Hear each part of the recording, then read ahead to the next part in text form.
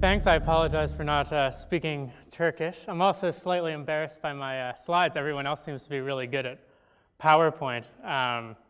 Thanks, Salil, for inviting me. So one thing I think about at the Future of Humanity Institute is what we can do to get humanity to achieve its potential over the long run. And one reason that I think we can't is that that stops us from reaching our potential, or that could, is that we don't act sufficiently morally. We don't coordinate well. We don't think about others. We're too selfish. We care too much about people just like us and not about people who are significantly different from us. And this has led to a lot of bad things over the years, and it presumably will lead to even to bad things in the future. So first, let's think about why, where morality comes from, why we think morally, and how we came to be moral creatures. So the first humans came around 2 to 6 million years ago, and modern humans about 200,000 years ago. And we were mostly in small tribes, foraging, hunting, and gathering. This is where a lot of our moral intuitions come from. This is where we first started thinking about reciprocity, egalitarianism, worrying about people freeloading, and exchanging and developing relationships of trust. But it also created a lot of tribalism. You wouldn't necessarily know whether you could trust people from a different tribe that you hadn't encountered before. Resources were scarce. Then, around 10,000 years ago, in some parts of the world, not too far from here, there was an agricultural revolution. And this is where we started thinking more as individuals, where we developed notions of property rights, and we became a little less likely to share. But again, if you think about our evolution of morality, most of it came from our foraging values with a little input from our farmer values. So if you think these were the first really 3 big things in the history of humanity. We became humans and developed language, and then we started farming. And then the next big thing was the Industrial Revolution, right? If you look at world GDP from that time period, it kind of looks like this, and then the Industrial Revolution hits and it goes like that. So the world became massively different then, and on an evolutionary timescale, we have yet to adjust to it. And we may now be in the midst of another revolution with computation. So I think what we need to do is, we have this morality that developed, and it's great, but we need to find a way to have our morality fit the modern world and become more appropriate to it, and maybe faster than we can on an evolutionary timescale. I mean, this is kind of how I think of humanity right now, right? We're a bunch of monkeys walking around in suits still, and we're navigating this highly technical world, but we still are largely just primates.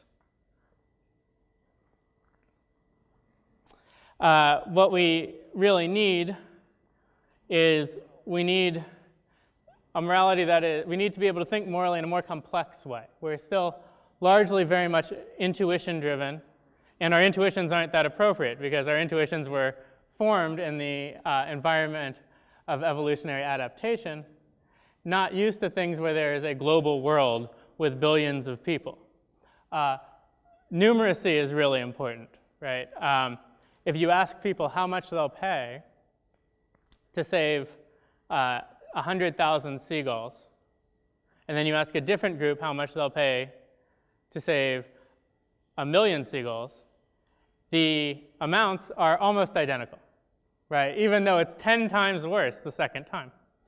And that's because our moral judgments aren't really accustomed to thinking of numbers as big as 100,000 or 1 million. We think of numbers like 50 or 100 or maybe a few hundred, because that's the number of people that we normally interact with, especially back in the day.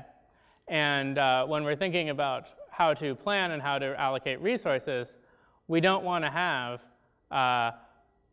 our moral intuitions firing the same amount and thinking it's just as bad when it's 1 million as when it's 10 million or when it's 1 billion.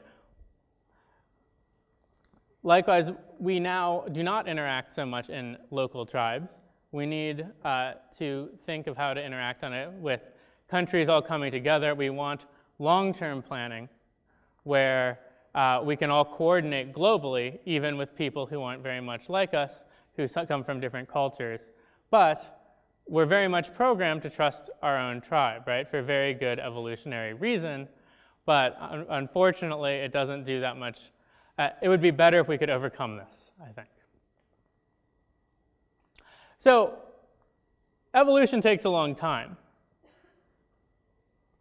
So here's one option, right? We come up and we devote resources to developing medical ways of enhancing ourselves morally, coming up with, say, either drugs or genetic interventions that will lead to more moral people. Here are some things I think we could try to work on. Naturally increase altruism, empathy, our natural impulse control, and I think especially because we need to be thinking about very complex things, part of moral enhancement will involve cognitive enhancement. We need to become smarter, right? We need to be able to come up with longer-term plans. We need to be able to think about big numbers and complex interactions in a more than just natural and intuitive way we do now. So one objection is just about whether we could actually do this. I am not a scientist. I'm sure many people here could tell me a lot more about the feasibility of this. But I don't think it's that crazy to think we could. I mean, we put people in MRI machines or fMRI machines and we scan their brains. And we kind of know where moral cognition is taking place. We give them moral problems, moral dilemmas. We see what lights up. We have a good sense of what's happening, or at least a good enough sense of what's happening, that it seems like it's something we can make progress on. Furthermore, we even have some drugs already that at least do seem to affect the moral emotions. I don't advocate you take all of these drugs, but things like MDMA and acid seem to be things like empathogens, and we could probably come up with ones with better side effects and more targeted than the ones that are used more recreationally. So I think that this is something that we should at least consider heavily to devoting research money to.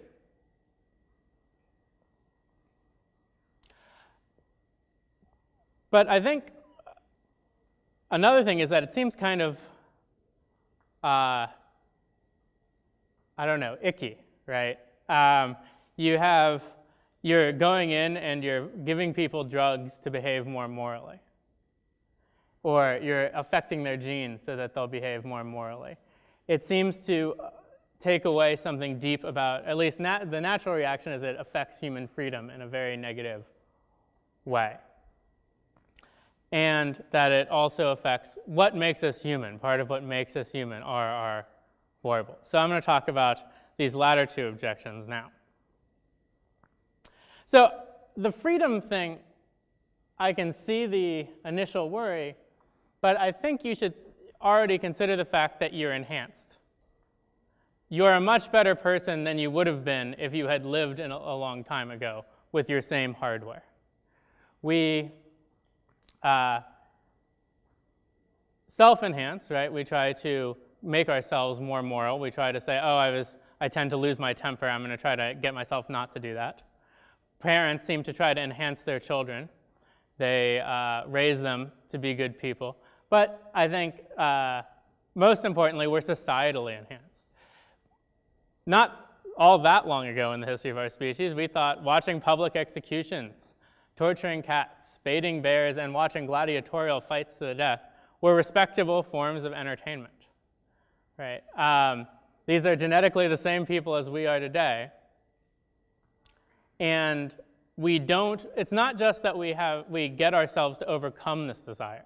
It's that most of us have literally no interest in watching a gladiatorial fight to the death in real life. right? Or torturing cats, or watching people get executed, right? We just don't even want to do it. And so the reason we don't want to do this is that we grew up in a society that made us not want to do those things. So we're morally better than we would have been, but it doesn't also seem like we're not free because of that, right? So we're not automatically less free than we were because despite natural inclinations that existed, thousands of years ago or hundreds of years ago, sometimes just tens of years ago, we have no interest in these things that we now find grossly immoral. So I don't think that merely because we take measures to intentionally affect our level of morality, that makes us less free, that it affects what we would have thought of as our freedom of will. But I do think that we will need to be careful. There is something to this objection. If anyone has seen the movie A Clockwork Orange, the idea was to turn these criminals essentially into automata that were conditioned into behaving morally and lost their true identities. I don't know exactly the answer to this, but I think that it's not too hard to find a solution. We can retain ourselves, we can retain large portions of our personalities, but we can try to become more empathetic and altruistic creatures. We're going to speed it up a bit from the evolutionary timescale, and we're also going to try to target it so that it is exactly what we want rather than just going with the whims of society and culture.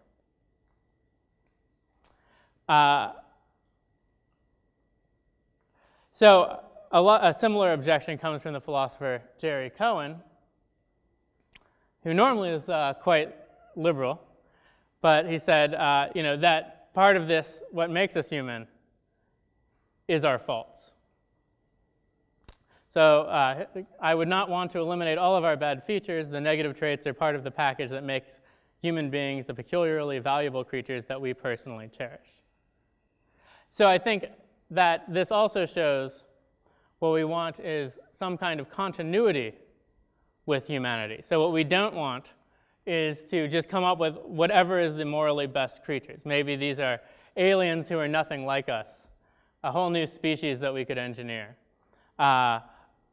I think we want instead to retain something valuable of our human nature, but just promote the better angels of our nature, so that we're still distinctively human. Just think about the best people you know, and we're going to try to make that more like the moral baseline instead of the moral exception. So I think just as we could become smarter and remain human, so too can we become more moral. And that if we want to navigate this future world, which will be very different from the evolutionary world, and even more different, and even very different from today, and will speed up way faster than evolution can keep track of, we're going to need to find some kind of intentional means of promoting morality better than we currently do. Thank you.